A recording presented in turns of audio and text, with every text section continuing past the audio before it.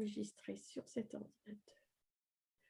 Bonjour Isabelle Papio, je vous présente. Vous êtes sociologue et vous êtes docteur en sociologie de l'art, je crois, vous nous expliquerez ça. Vous êtes professeur d'éducation socio-culturelle, c'est un corps d'enseignement qu'on trouve dans les lycées agricoles. Vous êtes actuellement retraité et vous avez travaillé sur les 10 et les mangas. En quoi ce genre de littérature est facilement accessible pour les 10 et pourquoi les jeunes et les moins jeunes porteurs de troubles 10 apprécient particulièrement ces ouvrages.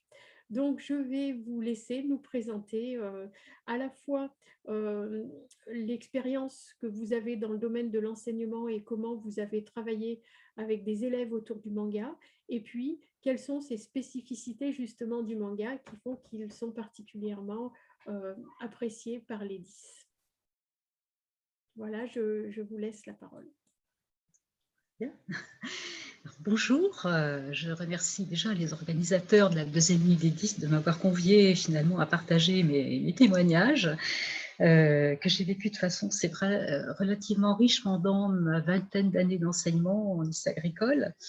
J'ai eu la chance justement d'y croiser des élèves, des étudiants qui m'ont un petit peu incité à connaître les atouts du manga et qui étaient plus leur culture que la mienne, je dois bien reconnaître. Et à partir de ces échanges, j'ai été conduite à réfléchir un petit peu sur la façon dont on pouvait utiliser justement les mangas.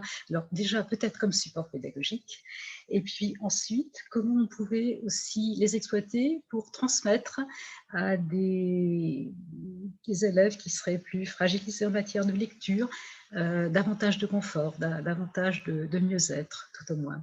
Alors, je suis en retraite, comme l'a dit Laetitia tout à l'heure, et c'est donc un temps fort pour moi qui me permet de réfléchir un petit peu à toutes les expériences passées que j'ai eues et à la façon dont on peut mettre en place éventuellement des stratégies, mais surtout essayer de savoir ce qui peut bien, dans les mangas, motiver les jeunes, dyslexiques en particulier, à aimer ce genre.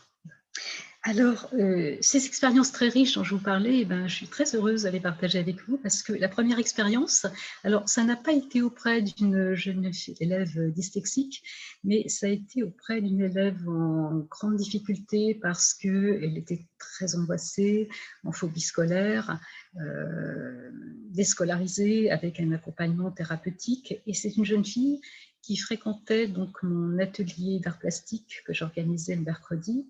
Elle est différente de manga et j'avais laissé le choix donc des motifs des dessins ou des peintures. Elle avait choisi donc alors une technique qui est assez facile à exploiter, qui est la peinture sur verre.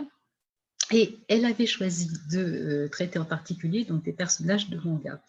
Alors, c'était l'objet d'échanges un petit peu informels parce que ce n'était pas dans le cadre d'une classe, mais dans le cadre d'un atelier où elle était seule en plus avec moi. Et j'étais parvenue donc à la décider à faire partager donc son expertise d'adolescente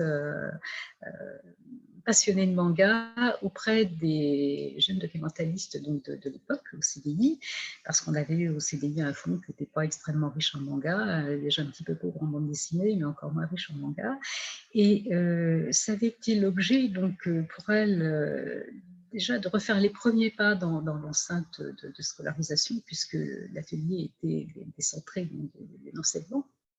Et un mercredi après-midi, donc il y avait beaucoup moins d'élèves, il n'y avait plus que les étudiants en BTS, et elle avait refranchi donc, le seuil de l'établissement qu'elle considérait comme une structure très académique, très lourde, pour justement se diriger au CDI et apporter son savoir en matière de manga et participer donc à l'enrichissement des collections.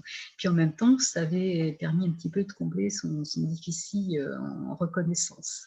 Et à la rentrée suivante, elle était revenue au lycée. Après, j'ai perdu de vue, donc je ne sais pas quel était son itinéraire. Elle n'est pas revenue à l'atelier. Enfin, ça avait été quand même une expérience qui m'avait beaucoup interpellée.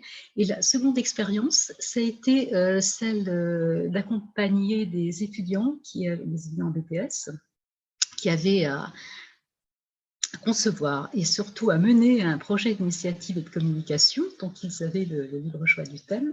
Et parmi ce groupe d'étudiants, il y avait justement une étudiante dyslexique, vraiment très dyslexique, qui était elle aussi passionnée de manga et qui avait décidé le groupe à faire un travail de documentation, de valorisation des mangas pour des jeunes élèves d'une classe de 4e techno. Dont certains étaient eux-mêmes dyslexiques. Et cette exposition, ça commençait déjà par une exposition, suivie après d'une projection de films d'animation japonais. Cette exposition avait permis justement de travailler un petit peu sur les codes des mangas. Comment étaient structurés les mangas et les produits dérivés, les différents types de mangas.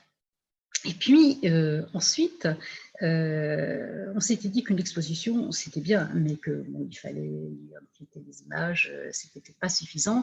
Et on avait donc complété avec une présentation, comme je disais tout à l'heure, d'extraits de films d'animation japonais, parce qu'on considérait que beaucoup de mangas étaient quand même bâtis sur la culture du Japon, des bribes de culture tout au moins nippone, et on pensait que, en faisant abstraction finalement de cette histoire culturelle du Japon, qui est quand même basée beaucoup sur les mythes, sur les représentations du folklore, on pensait que ce serait peut-être pas suffisant comme approche du manga, parce que ça aurait fait un tout et ça aurait été une possibilité d'approcher cette culture-là pour des jeunes qui en étaient très éloignés. Alors, nous étions allés dans un cinéma à proximité du lycée. On avait la chance que le directeur du cinéma soit en même temps animateur en matière d'approche cinématographique. Donc, il y avait eu un décryptage des images du film. Ensuite, une mise en perspective, donc avec des images imprimées de manga. Au retour, on a fait donc dessiner un personnage imaginaire de manga, donc aux élèves qui étaient présents à la projection. Mais on s'est très vite rendu compte que finalement, les élèves, les jeunes de façon générale, aimaient les mangas sans forcément connaître cette culture japonaise, qui pour moi avait une certaine importance parce que ça m'a toujours un petit peu frustrée de penser que les mangas, c'était un phénomène un peu nouveau depuis les années 90 en France, au moins. Peut-être amorcé justement par les séries du Club Dorothée, Goldorak, Gandhi, mais que les mangas avaient aussi quand même toute une histoire qui, pour moi, comme beaucoup certains historiens de l'art, commence au XIXe siècle avec les fameux croquis qui étaient destinés au départ donc principalement aux artisans, voire les céramistes, et des croquis dont ils campaient des personnages caricaturaux ou des scènes du quotidien. Et aussi bien même des univers paysagers qu'on peut retrouver aussi dans les mangas d'aujourd'hui. Et puis, ce qui me semblait aussi important pour moi, alors je sais bien que les jeunes sont parfois un petit peu distancés de la grande histoire, mais ce qui me semblait important pour moi, c'était il y a quand même eu ce grand choc dans les années 45, finalement, ce grand choc nucléaire qui est Nagasaki, Hiroshima, qui a ébranlé et peut-être en même temps renforcé cette identité culturelle japonaise. Et donc c'est un petit peu tout cela qu'on aurait voulu démontrer donc à travers notre projet d'initiative et de communication. Alors, ça a été une approche, c'est certain que ça a été une approche, mais en tout cas, constatant que ce n'était pas vraiment essentiel pour les jeunes de connaître cette histoire-là, ça m'a incité à voir ce qui, dans les mangas, pouvait, en dehors de cette histoire, intéresser les jeunes par rapport à peut-être la codification du graphisme ou d'autres facteurs. Alors, voilà les raisons qui m'ont amené à travailler un petit peu sur les mangas. Alors, d'une façon générale, mais ça, je pense que c'est récurrent à tous les jeunes, qu'ils soient dyslexiques ou pas, tous les jeunes qui aiment les mangas, c'est que c'est un produit de communication déjà facile d'accès, qui se partage, qui se prête, qui correspond finalement à un mixage des genres, puisqu'on a les shonen pour les garçons et puis les shoujo pour les filles. On aborde un petit peu tous les thèmes, parce que maintenant on a des mangas romantiques, des mangas plutôt centrés sur la science-fiction, voire sur le sport, des mangas qui cultivent l'humour, d'autres des valeurs d'une culture japonaise authentique, celle dont je parlais tout à l'heure. Et puis, on a aussi des mangas donc, dont les thèmes évoluent un petit peu en fonction finalement des phénomènes de société. Alors, qu'est-ce qui peut plaire aussi aux jeunes de façon générale? C'est peut-être la distanciation qu'ils prennent justement avec la culture académique, celle qu'on leur inculque au niveau scolaire, enfin, qu'on a longtemps inculqué au niveau scolaire.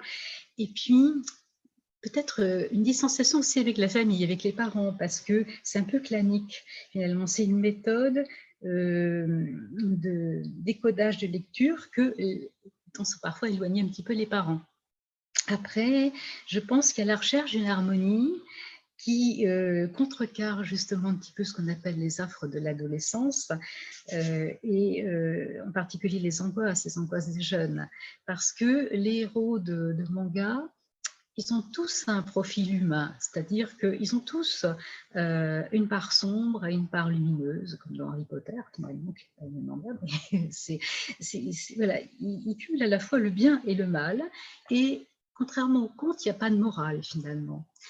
Donc je pense qu'ils font ce qu'on appelle une identification-projection, c'est-à-dire qu'ils vont s'identifier aux héros et puis vivent par procuration finalement les drames des héros, les problèmes sociétaux, les problèmes familiaux. Et puis alors en plus ce sont des héros de manga qui ont un profil occidentalisé. Je ne vous vois plus, mais je pense que vous me voyez peut-être encore. Oui, oui, tout à fait. D'accord, bon, j'essayais de revenir effectivement, voilà.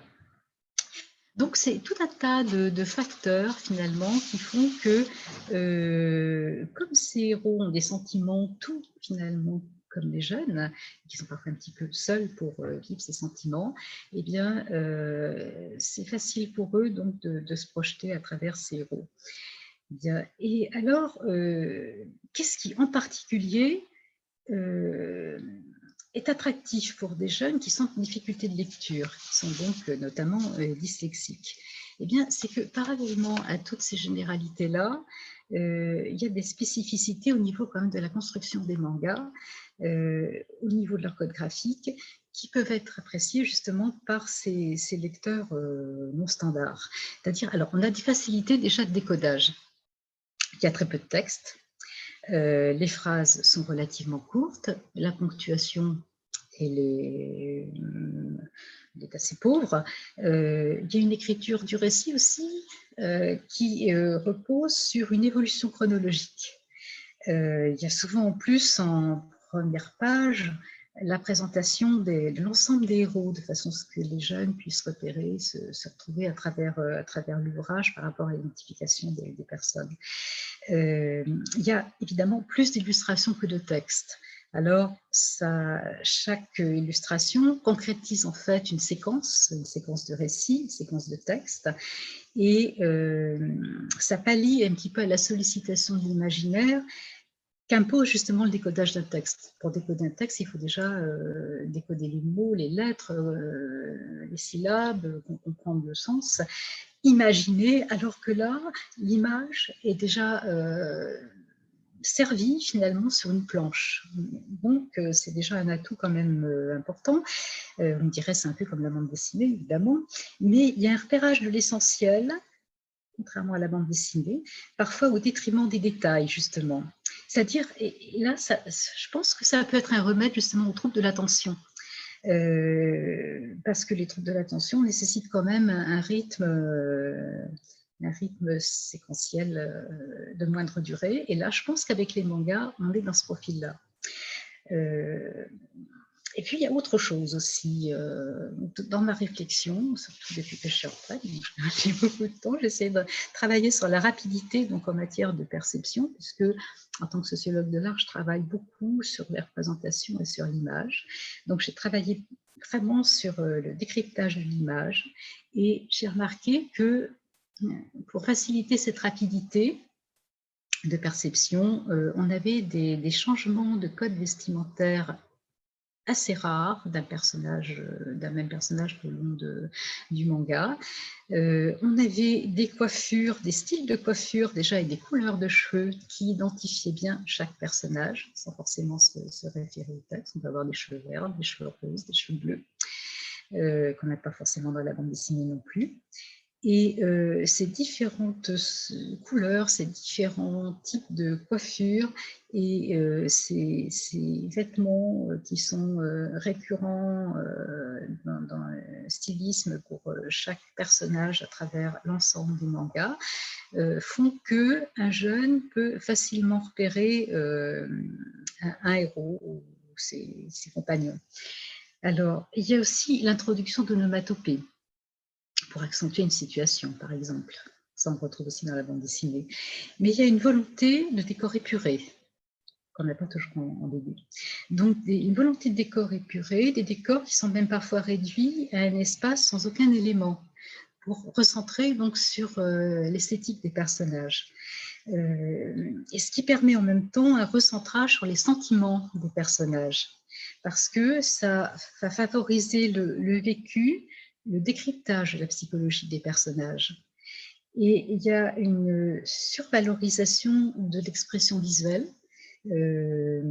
parce que cette survalorisation, elle passe déjà par l'esthétique du visage.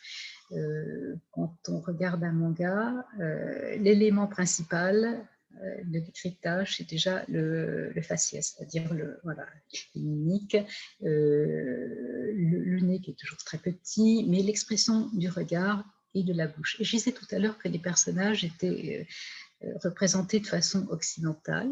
Et je pense que ça contribue aussi à renforcer, si vous voulez, l'adoption des codes de la graphie du manga.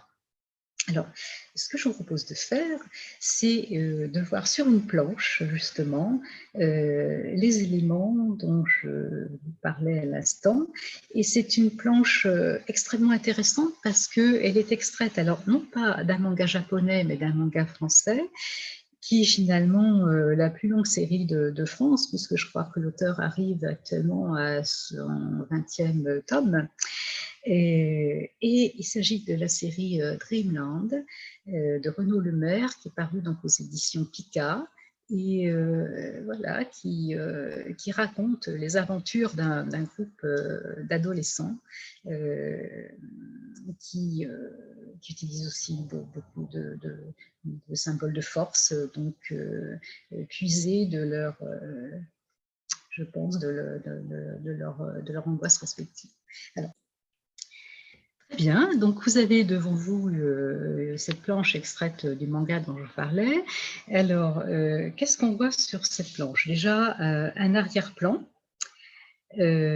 avec un système de plongée dont je parlerai à l'instant. Mais ce que je voudrais déjà que vous voyez, c'est la focalisation faite sur les visages.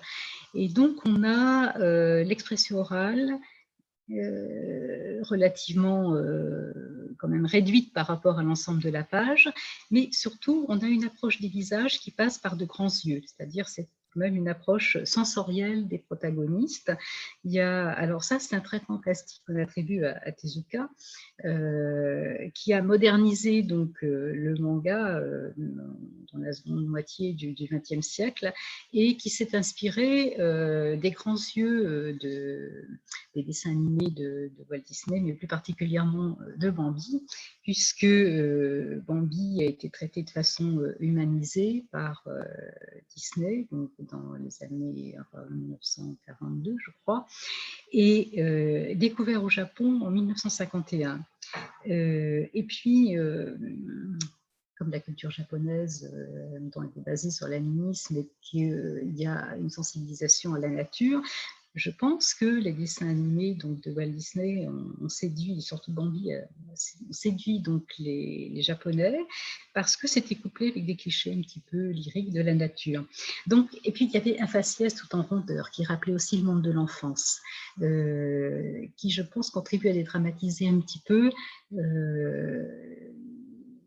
l'approche de la vie qu'ont les adolescents au quotidien parce qu'ils sont traités sur le mode de l'enfance et que il y a une certaine douceur qui s'en dégage et il n'y a pratiquement pas d'ongles, les visages sont très ronds comme vous le voyez, donc je pense que les gens s'y retrouvent. Il y a une intensité donc, des réflexions qui sont reflétées par ces yeux qui sont surdimensionnés dans un visage relativement simplifié et on voit que ce sont les yeux et la bouche qui sont vecteurs d'expression et qui focalisent tout le regard finalement du lecteur. Donc s'il y a un décryptage des émotions, ça peut être la joie, la tristesse, l'indifférence, la jalousie, la colère. Les jeunes vont décrypter donc ces émotions visuellement. Et en arrière-plan, donc je vous disais qu'on a vu des décors, alors parfois épurés, bon là c'est pas forcément, alors ils sont épurés au niveau des cases, mais on a un arrière-plan qui rappelle les procédés cinématographiques. Je vous parle aussi des cheveux bleus, des cheveux roses éventuellement, et là on a effectivement par exemple un des personnages avec une coiffure bleue. Alors, les procédés cinématographiques, vous avez trouvé tous les plans, finalement, toute la force des cadrages cinématographiques passe par les plans. Pourquoi? Parce que ça va faciliter la compréhension des scènes, le contexte d'une action, parfois l'isolement même d'un personnage. Alors, on va retrouver donc différents plans, ça va être des très gros plans, ça peut être des gros plans, des plans rapprochés, ici ce sont des plans rapprochés, des plans taille, des plans américains, des plans d'ensemble, des plans plus larges. Et on va retrouver aussi tous les différents angles de vue, panoramique, plongée, ici c'est la plongée, en arrière-plan, ça peut être aussi la contre-plongée. On va retrouver le mouvement cinématographique, parce que ça va créer un dynamisme. Et on va retrouver le rythme des codes cinématographiques. Et là, on aura affaire au découpage de l'histoire. Donc la mise en page ressemble aux séquences d'un film qu'on regarde et qu'on parcourt ici à la façon d'un texte scénarisé. Le texte n'est pas dicté cela par cela, mais il est scénarisé. Et ça, je pense que c'est extrêmement intéressant et important pour les jeunes lecteurs dyslexiques. Et comme ils sont acteurs, ils ne vivent pas la lecture donc, comme une contrainte et façon passive. Il y a beaucoup d'avantages, je pense, en décryptant l'IAM, la limite comme sport pédagogique, parce que dans la continuité de ma réflexion, je pensais que comme les mangas abordent quand même des phénomènes de société, drames, donc même familiaux, ça peut être peut-être une ouverture ou un support pédagogique pour sensibiliser les jeunes à une approche philosophique déjà. Oui, donc, si vous voulez, je pense que non seulement cette approche des mangas pourrait servir peut-être à la sensibilisation à l'approche de la philosophie, surtout pour des jeunes qui sont en seconde, ça peut être très intéressant finalement de traiter de tous ces problèmes liés à la société et de faire peut-être les emmener vers d'autres approches un petit peu plus académiques. Et je disais donc que le lecteur était acteur, que la lecture était reconnue segmentable et que ça pouvait être autant d'éléments donc que cultivent les enseignants, mais aussi les parents, peut-être, pour simplement compléter la bibliothèque des livres des enfants. C'était ma conclusion. J'étais vraiment très, très heureuse de partager finalement ces bouts d'expérience avec vous, et si ça peut apporter des compléments d'information à chacun et chacune, j'en serais ravie. Merci beaucoup Isabelle Papio, et je rappelle aussi que vous avez fait un article fort intéressant justement sur le travail dont vous parlez au début de votre intervention, sur comment ramener une jeune souffrant de phobie scolaire à l'école à travers un travail sur le manga. Vous avez produit un article là-dessus qui sera présent sur le site de la FF10. On mettra toutes les références et on le mettra en téléchargement. Voilà, merci beaucoup. Bah, Et, le plaisir était pour moi. Et je voudrais juste rappeler finalement peut-être aux personnes intéressées par l'histoire justement des mangas qu'il existe d'excellents ouvrages, notamment un ouvrage qui s'appelle Mangaka, où là on retrouve finalement tout ce panorama historique du manga depuis le XVIIIe siècle pratiquement. Voilà, et eh bien, simplement. du coup, vous nous donnerez les références aussi qu'on mettra sur le site parce Absolument. qu'on sait qu'on a un public chez Voilà. les 10 autour des mangas. Voilà. Voilà, merci, au revoir. Moi